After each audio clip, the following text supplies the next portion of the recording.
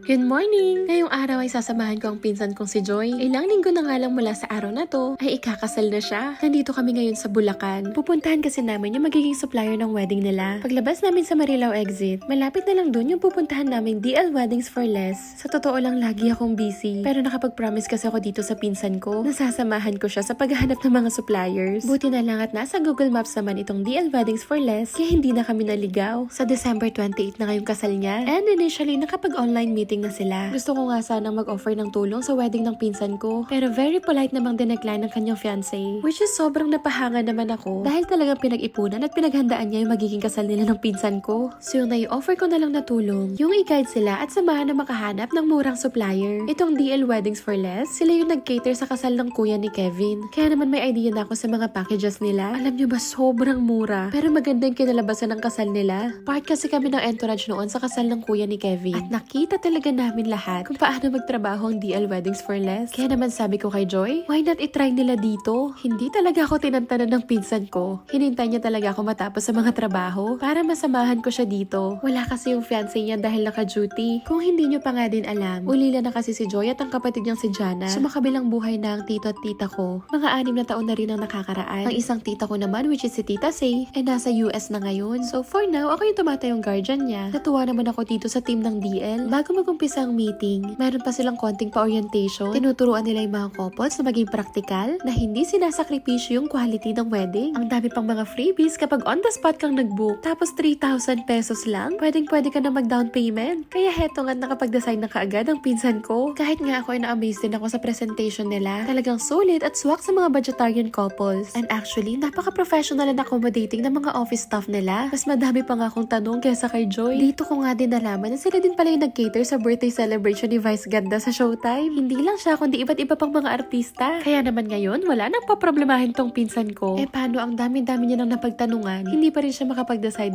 Finally, natapos na din. Ayan nga at napasili pa ako sa office nila. Pagkatapos niyang mag-sign ng contract, sakto naman na merong malapit na event ang DL Wedding. So sinabay na rin yung food tasting. Ang ginagawa kasi nila, yung mga actual talaga ng mga pagkain sa events yung pinapatikim nila sa food tasting. Para daw alam ng couple yung quality ng pagkain kapag niluto ng maramihan. Which is may point ka naman sila. Mas okay din yung ganito. And then tsaka na lang mamimili si Joy kung ano yung magiging pagkain nila sa reception. Naku, saktong-sakto at hindi pa kami nagla-lunch. Kaya mas excited pa yata ako kaysa dito sa pinsan ko. In fairness, ang sarap talaga ng mga pagkain. Ganitong-ganito nga yung lasa na natikman ko nung kasal ng kuya ni Kevin. Masarap din talaga yung mga pagkain nung araw na yun. Hindi pa rin ako makapaniwala na ikakasal na tong pinsan ko. Parang kailan lang no ang nene-nene pa niya. Pero ngayon kasi, she's already 25 years old. At ready na nga talaga siyang magkapamilya. Parang sarap tuloy ikasal ulit. Na-miss ko yung mga problemang ganito. Yung mga iniisip about sa wedding. Anyway, na-meet nga din pala namin yung owner ng DL Weddings for Less. Sakto na bumisita sila dito sa office. Excited na akong ipakita sa inyo yung wedding ng pinsan ko. Anyway, hanggang dito na lang muna. Next time ulit. Bye!